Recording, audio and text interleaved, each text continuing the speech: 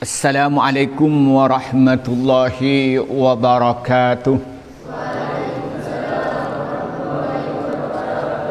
Alhamdulillahi rabbil alamin. Wassalatu wassalamu ala asrafil anbiya'i wal mursalin, amma ba'du. Para santri yang saya hormati, baik putra maupun putri, dan pemirsa dimanapun Anda berada, pertama-tama kita bersyukur kepada Allah Subhanahu wa Ta'ala yang telah memberikan bermacam-macam nikmat kepada kita, terutama nikmat sehat, nikmat iman, dan nikmat kecukupan rezeki. Kedua kalinya rahmat dan salam semoga dicurahkan kepada Nabi Muhammad sallallahu alaihi wasallam. Para santri yang saya hormati, pada pertemuan kali ini kita akan mengkaji kitab Mafahim Yajibu an Tusahhah yang dikarang Syekh Muhammad Al-Maliki Al-Hasani. Pada pertemuan kali ini kita akan membahas tentang bab akidah dengan pembahasan peringatan tidak mudah mengkafirkan orang lain, dengan subpembahasan tentang mutawatir yang tidak boleh diingkari. Bismillahirrahmanirrahim. Pada pertemuan yang lalu sudah ada pembahasan begitu rincinya tentang larangan kita itu mudah mengkafirkan orang lain. Nah, kita boleh mengkafirkan orang lain ketika orang itu secara terang-terangan mengingkari hal-hal yang sudah al-maklum bid-din, al-maklum bid-din bid-dururah, yakni sesuatu yang dikatakan agama dengan jelas, seperti tentang masalah tauhid, tentang kenabian, atau mengingkari tentang kenabian Nabi Muhammad, maka itu kalau dia terang-terangan mengingkari itu, maka dihukumin kafir, boleh. Yang kedua, dia boleh mengkafirkan orang yang Islam itu ketika mengingkari ajaran agama yang diriwayatkan secara mutawatir, yaitu misalnya tentang mengingkari tentang Al-Quran yang sudah mutawatir. Nah, maka pembahasan yang ini akan bahas apa sih yang mutawatir itu, yang ketika diingkari itu oleh orang Islam itu maka dia keluar dari agama Islam dan dia bisa dihukumi sebagai orang yang kafir. Bismillahirrahmanirrahim. Wal mutawatir, adapun yang disebut mutawatir, al khabaru adalah riwayat, khabar, alladzi yarwihi yang meriwayatkan hi kepada khabar, jam'un sekelompok yang banyak, yu'manu yang diamankan, yang aman, tawatuhum apa kerjasamanya jam'un, alal kizbi kerjasama atas kebohongan. Kemudian diwayatkan anjam'in dari golongan, mislihim yaitu sama dengan mereka yang diaman kerjasama mereka atas kebohongan. Kemudian imma minal isnad, kadang-kadang mutawatir itu dari sisi sanadnya, kahadisin seperti hadis man kazzabah, man adapun orang kazzabah yang berbuat bohong, siapa orang alayya atasku, muta'ammidan dengan sengaja, falyatabawa maka hendaknya siap-siap siapa orang maq'adahu pada tempat duduk, tempat minan narih dari api neraka. Nah, kemudian di sini apa mutawatir katanya? Wal mutawatiru al khabarul ladzi yarwihi jam'un yu'manu tawatuhu ma'al kizbi an jam'in mislihim. Yang disebut tawatir itu adalah sebuah riwayat, sebuah hadis, atau riwayat-riwayat yang datangnya dari Nabi Muhammad, yang riwayat yang meriwayatkan itu jumlahnya sahabat yang banyak, yang mereka semuanya orang-orang yang imannya kuat, yang mereka semuanya itu jujur, yang mereka itu punya pengetahuan yang dalam, yang mereka tidak mungkin atau mereka itu tidak mungkin kerjasama melakukan kebohongan, karena mereka tadi orang yang jujur dan jumlahnya banyak. Itu meriwayatkan, yang riwayatnya itu jumlahnya banyak, orangnya jujur, dan tidak mungkin mereka kerjasama dalam kebohongan. Lalu jumlah yang banyak meriwayatkan dari kelompok di sebelumnya. Yang kelompok sebelumnya itu juga jumlahnya banyak, yang orang itu jujur, terpercaya, hafalannya kuat, dan tidak mungkin mereka itu melakukan kerjasama kebohongan. Itu namanya disebut mutawatir. Nah, di sini dijelaskan contohnya hadis man kadzdzaba alayya muta'ammidan falyatabawwa maq'adahu minan nar. Barang siapa yang sengaja berdusta atas nama Nabi Muhammad dengan sengaja, maka siap-siap mengambil tempat dari api neraka. Nah, ini hadis mutawatir. Yang meriwayatkan hadis ini itu sahabat jumlahnya banyak. Yang mereka sahabat itu adalah orang-orang yang beriman, udul, orang yang jujur, orang yang siqah, bisa dipercaya, dan mereka tudabit, kuat hafalannya. Lalu kemudian hadis ini riwayatkan oleh tabi'in. Yang tabi'in juga jumlahnya banyak, yakni generasi sahabatnya. Apa sahabat itu dulu? Sahabat itu adalah orang yang beriman kepada Allah dan beriman kepada Rasulullah dan pernah bertemu dengan Rasulullah secara langsung. Itu namanya sahabat. Lalu hadis ini diriwayatkan juga tabi'in. Siapa tabi'in? Itu adalah orang yang beriman pada Allah, beriman pada Rasulullah, dan juga beriman dengan rukun iman dan rukun Islam. Kemudian dia itu bertemu dengan sahabat, namanya tabi'in. Nah, tabi'in itu yang meriwayatkan jumlahnya banyak. Mereka itu orang-orang yang beriman, orang-orang yang jujur, orang-orang yang siqah, orang-orang yang dhabit, kuat hafalannya, dan mereka itu orang-orang yang alim. Nah, dan mereka tidak mungkin kerjasama melakukan kebohongan. Nah, kalau ada orang yang mengingkari dengan hadis man kadzdzaba alayya muta'ammidan falyatabawwa maq'adahu minan nar, maka dia itu termasuk mengingkari hal yang mutawatir dari Rasulullah. Nah, bagi orang yang mengingkarinya, maka termasuk pengingkaran yang mengeluarkan dari agama Islam, maka termasuk dia orang yang kafir. Nah, jadi mutawatir itu ada dari sisi sanadnya. Apa sanad itu? Adanya apa? Orang-orang yang meriwayatkan hadis Nabi. Wa imamin haisut tabaqah. Dan kadang-kadang mutawatir itu dari sisi tingkatan-tingkatan. Katawaturil Qur'ani seperti mutawatirnya Al-Qur'an. Fa innahu maqsuhunya Quran tawaturun itu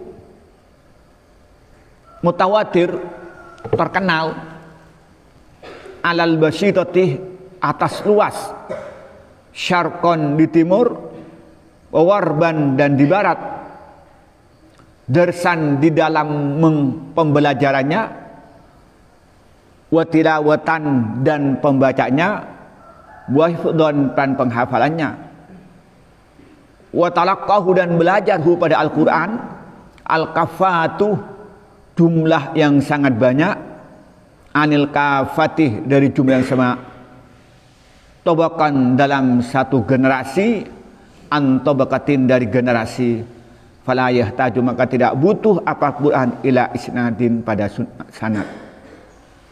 Nah, kemudian yang kedua tawatir itu apa katanya? Wa imma min haitsut tabaqah, katawaturil Qur'ani fa innahu tawatun 'alal basitati syarqan wa gharban darsan wa tilawatan wa hifdhan. Nah, kadang-kadang mutawatir itu dari sisi generasi ke generasi, dari generasi ke generasi. Nah, contohnya Al-Quran. Al-Quran ini mutawatir secara luas. Mulai dari zaman sahabat itu semuanya sahabat mengaji, tabi'in juga mengkaji. Ini generasi sahabat, mereka itu sudah mengaji Al-Quran dan mendengarkan dari Rasulullah. Dan jumlahnya ribuan. Kemudian juga generasi berikutnya, generasi tabi'in, semuanya ngaji Al-Quran. Kalau dia beragama Islam mesti mengaji Al-Quran. Wah, jumlahnya banyak. Tabi'in, terus di bawahnya lagi. Itu generasi yang semuanya belajar Al-Quran.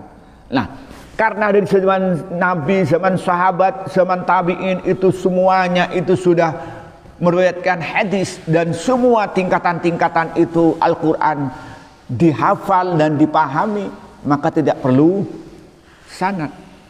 Maka secara luas itu di barat orang mengaji Al-Quran, di timur mengaji Al-Quran. Di barat orang mengkaji isinya Al-Quran, di timur juga mengkaji isinya Al-Quran. Di barat mereka membaca Al-Quran, di timur membaca Al-Quran. Di barat mereka itu menghafal Al-Quran, di timur juga menghafal Al-Quran. Artinya apa? Sejak zaman dulu di Jazirah Arab, orang yang beragama Islam pasti membaca Al-Quran. Di Afrika orang yang masuk Islam mesti baca Al-Quran. Begitupun orang Asia yang mesti baca Al-Quran. Di Barat, di Eropa, di Timur Tengah, di Asia, semua yang beragama Islam pasti dia itu pasti apa? Mengkaji Al-Quran. Di barat, di timur, selama dia beragama Islam mesti dia menghafal Al-Quran, walaupun tidak menghafal semuanya. Paling tidak dia menghafal Al-Fatihah dan An-Nas. Ya, Izul hafal Fatihah tak? Hafal kan? Rian mesti hafal. Nah, mesti itu. Jadi coba barat timur semuanya baca, menghafal. Kemudian apa katanya? Wa talaqahul kafatu anil kafati tabaqatan an tabaqatin fala yahtaju ilal isnad.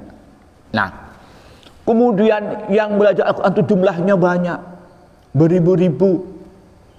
Pondok tahfidzul Quran di umpamanya di Kotornon santrinya sedikit.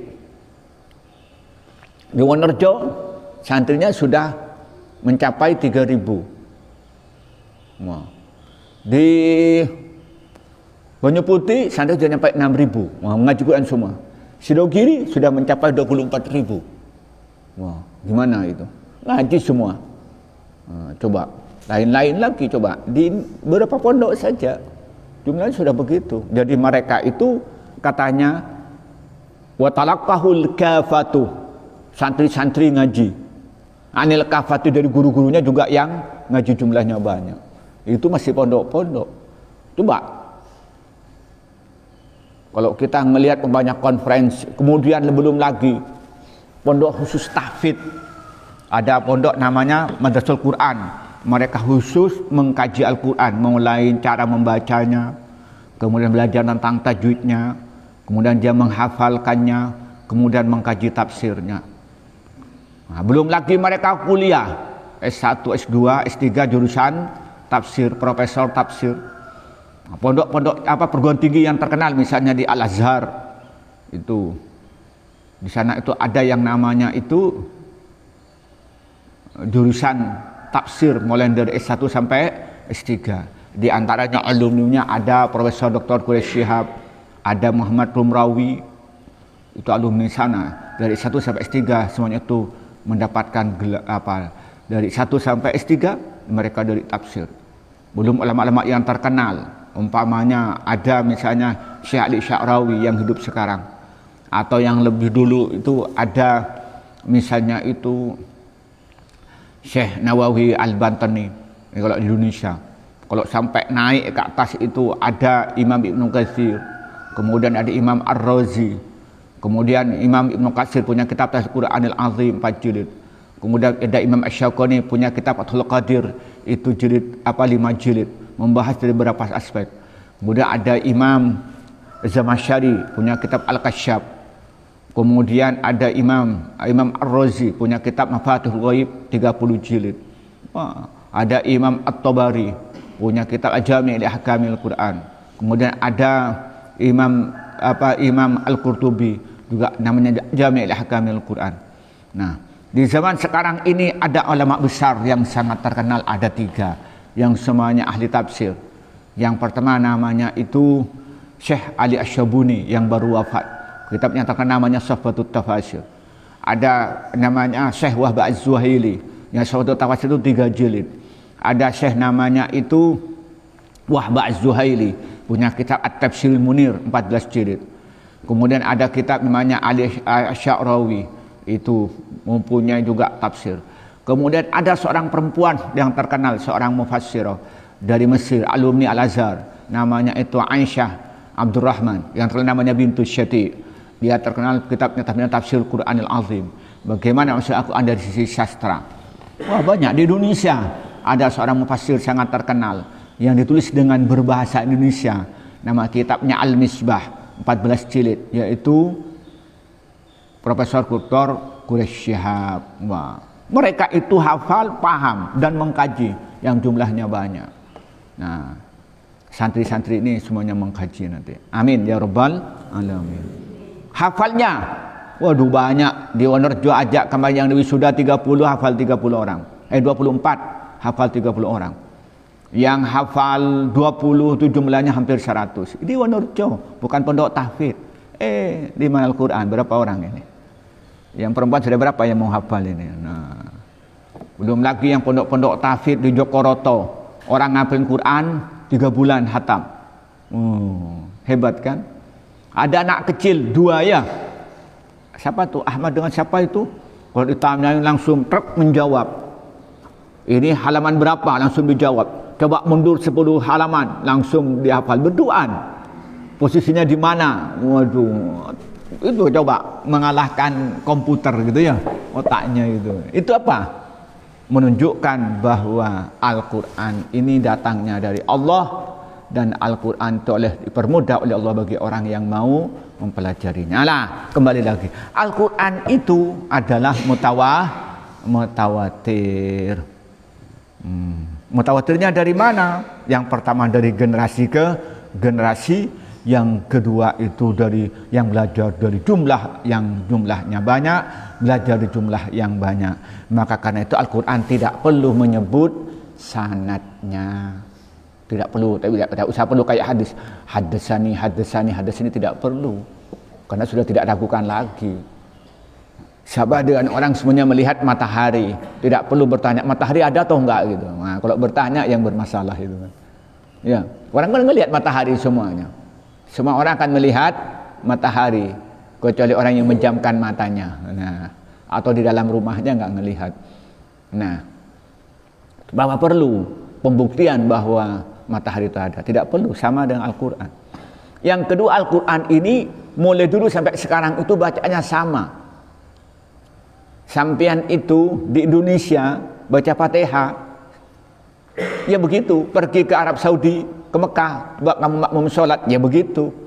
Saya pernah sholat di Indonesia di beberapa tempat, mulai dari umpamanya di Lumajang, di Madura, di Pasuruan, kemudian di Jogja, di Jakarta, di Makassar, beberapa tempat sama. Kemudian pergi ke luar negeri, saya pernah pergi ke Singapura ya tetap sama. Pergi ke Thailand ya sama bacaan Qurannya. Saya pergi ke Malaysia sama bacaannya. Saya pergi ke Emirat bacaannya sama. Saya pergi ke Mesir sama bacaannya. Pergi ke Arab Saudi sama bacaannya. Itu menunjukkan bahwa Al-Quran itu apa? Mutawatir. Ternyata semua orang bacaannya sama. Nah, lalu bertanya bagaimana dengan qiraat sab'ah? Nah, qiraat sab'ah itu juga sama dengan riwayat itu. Riwayat ini Rasulullah pernah baca, misalnya itu baca Maliki Yaumiddin. Itu bukan menjelaskan, oh kalau riwayat yang begini Rasulullah baca Maliki Yaumiddin. Tapi Rasulullah juga riwayat yang sahih juga menyatakan Maliki Yaumiddin, ada yang baca Maliki Yaumiddin itu. Nah itu riwayat-riwayat dan itu mutawatir. Kemudian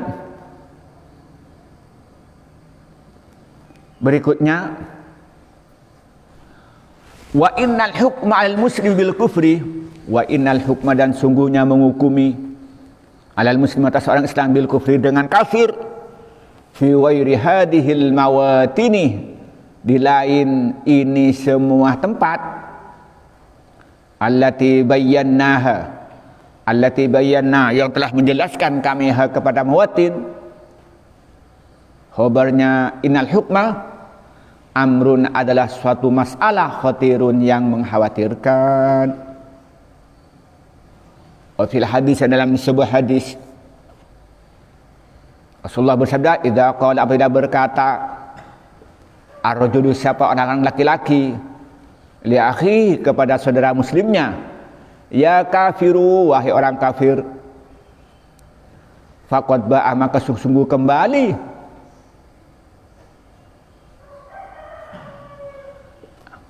apa perkataan biha, dengan kata-kata ya kafir, ahadahuma, pada salah satu mereka.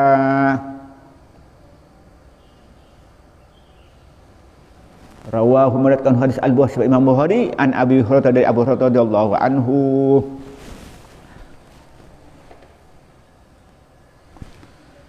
Apa katanya? Wa innal hukma 'alal muslim bil kufri fi ghairi hadhil mawati allati bayyanaha amrun khatir.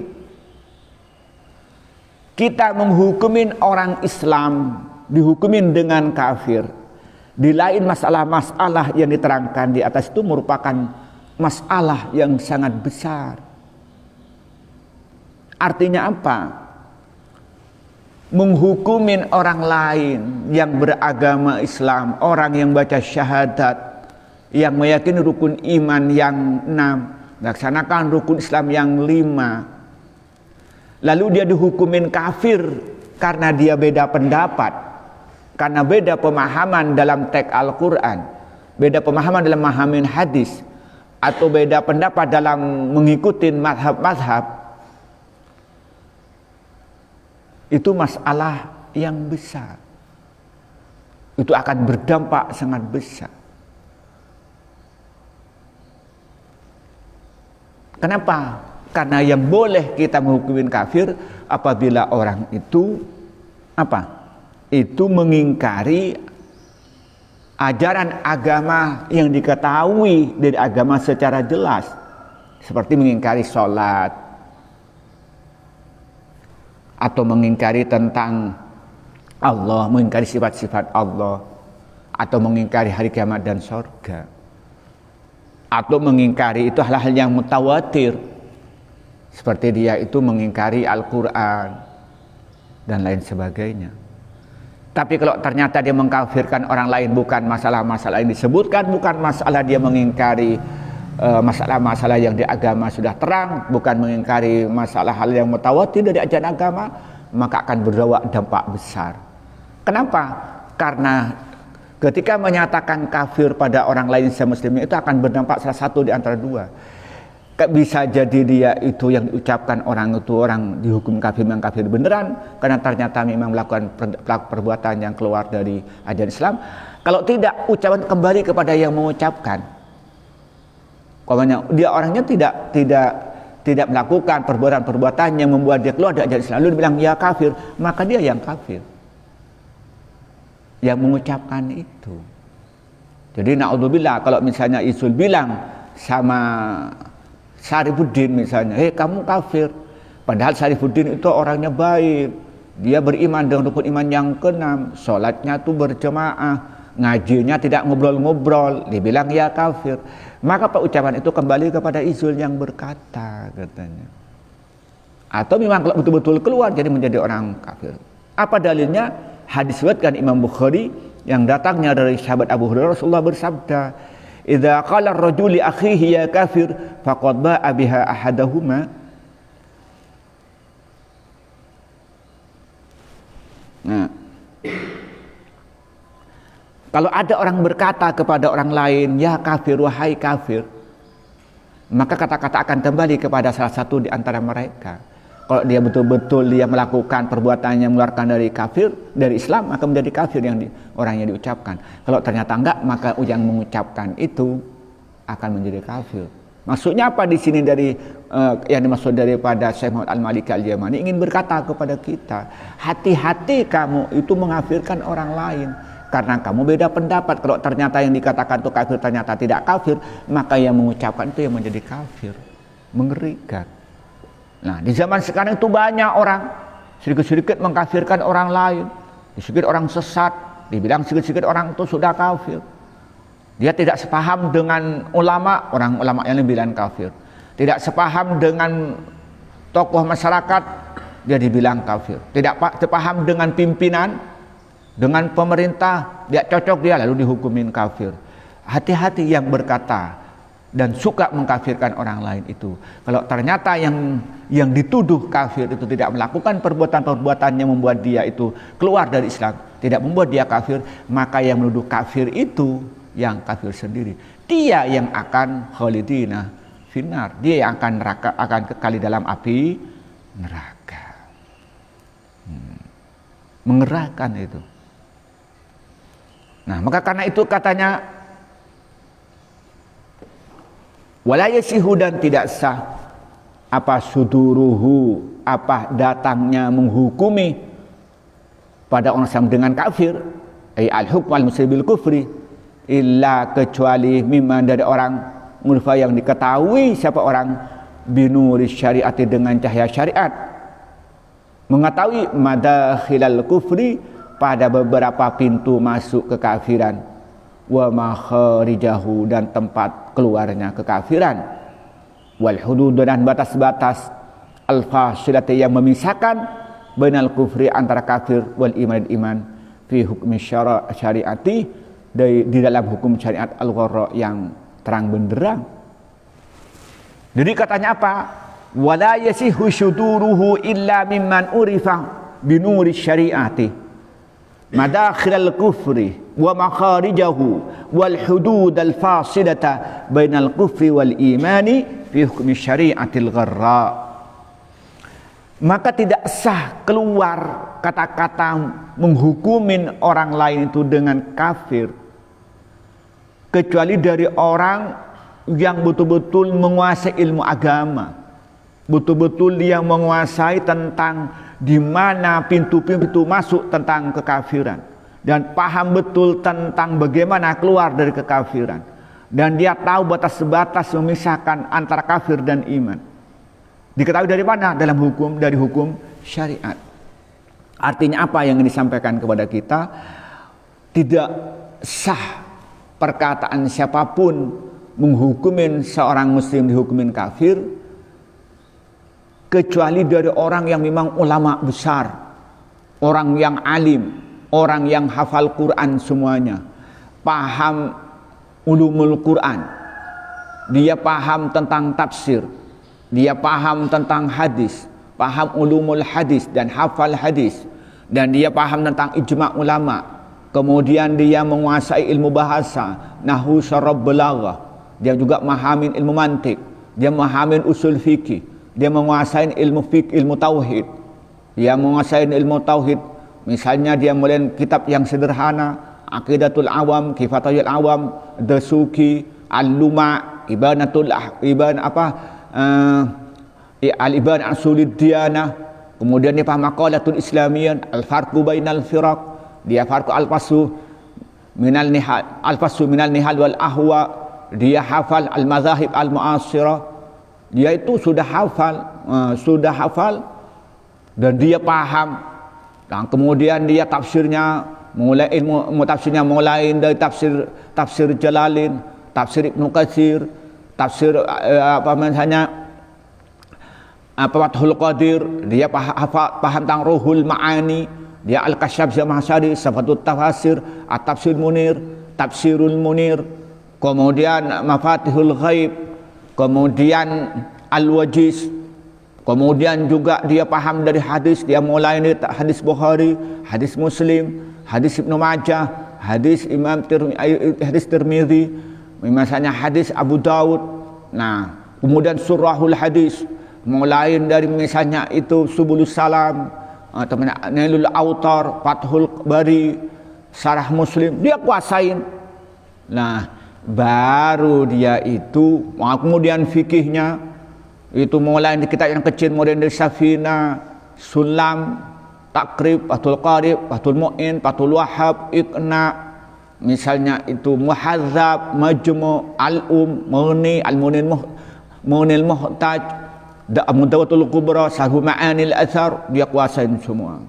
Nah, baru dia itu boleh menyatakan orang lain itu bisa menghukumin siapa yang disebut dia orang muslim dan siapa orang yang dia itu sudah keluar dari Islam. Kenapa? Karena dia paham mana sebenarnya batasan-batasan orang itu kafir, mana batasan-batasan orang itu Islam. Di mana amal perbuatannya itu membawa kekafiran, mana amal perbuatan itu yang membawa keislaman. Itu boleh. Lalu kalau dia itu ilmunya sementara cuman baca kitab terjemahan, Quran terjemahan, hadis terjemahan, bahasa Arab ditanyakan fa'il sudah bingung, belaghah ditanyakan isti'arah sudah bingung, nahwu apa sorob ditanyakan apa siwat sudah bingung. Sudah hafal hadis satu, kullu bid'atin dolalah. Sudah gagahnya orang dianggap kafir semua. Dirinya dianggap paling muslim. Baca kitab nggak bisa, memahami kitab tidak bisa. Orang bilang orang Islam tidak harus belajar bahasa Arab. Gimana dia bilang ngerti Islam kalau nggak tahu bahasa Arab? Orang tidak akan mengerti Islam secara mendalam kecuali dia itu paham Al-Quran. Dia tidak akan bisa paham Islam secara mendalam kecuali dia paham hadis. Sedangkan Al-Quran dan hadis berbahasa Arab. Dari mana? Baca terjemahan aja, nggak mungkin. Apalagi Al-Quran itu punya ilmu. Ada ilmu sorobnya, ada ilmu nahunya, ada ilmu belaghahnya. Ini yang ilmu yang paling sederhana. Contohnya, innama yahsallaha min ibadihil ulama'u, apa min ibadihil ulama'a? Ada apa innama yahsallahu, apa innama yahsallaha? Kalau menurut bahasa Arab yang umum itu setelah fi'il mesti fa'il. Nah, ini bagaimana? Apa bedanya pada innama yahsallaha dan innama yahsallahu? Min ibadihil ulama'a dan ibadihil ulama'u. Apa bedanya? Dia enggak tahu nahwu, bingung. Wa nahu awalan ayu lama idil kalamu dunahu la yuhama, katanya. Bahwa bagi orang yang ingin tahu bahasa Arab itu nahwu itu harus pertama yang dipelajari. Kenapa? Karena bahasa Arab tidak bisa dipahami tanpa mengetahui ilmu nahwu. Mana fa'il, mana maf'ul. Nah, kenapa menggunakan huruf ataf waw? Kenapa menggunakan huruf ataf fa? Kenapa menggunakan summa? Waduh, panjang itu. Nah, itu maka karena itu di sini kata Syekh Muhammad Al-Maliki Al-Hasani ini, maka tidak boleh penyataan menghukumi orang tertentu dengan kafir kecuali datangin orang yang memang sudah menguasai ilmu agama dari beberapa aspek. Nah, itulah. Nah, karena ini pembahasan yang panjang, maka nanti disinilah pembahasan kita yang akan datang. Kita ingin menjelaskan yang akan datang bahasan.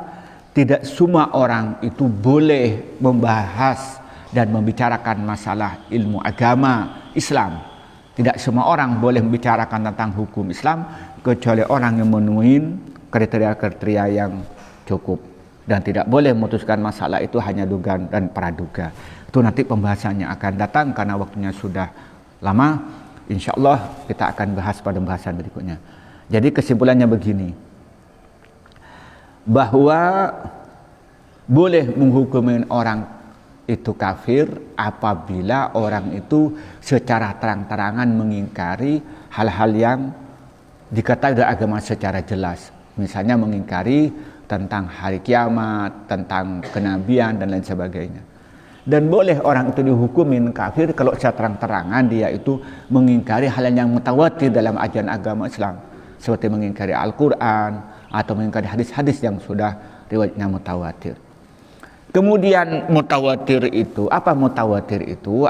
Mutawatir itu adalah sebuah khabar, sebuah riwayat dalam ajaran Islam itu, dan diriwayatkan oleh orang yang jumlahnya banyak, orangnya beriman, orangnya jujur, orangnya itu kuat hafalannya, kemudian orang itu orang alim, dan tidak mungkin jumlah yang banyak mereka kerjasama melakukan kebohongan. Lalu kemudian jumlah yang banyak meriwayatkan dari atasnya, dari kelompok sebelumnya, yang juga kelompok itu juga kelompok orang yang jumlahnya banyak, orangnya jujur, orangnya beriman, orangnya itu kuat hafalan dan orang cerdas. Begitupun itu namanya mutawatir. Contohnya seperti mutawatir itu, man kadzdzaba alayya muta'ammidan falyatabawwa maq'adahu minan nar.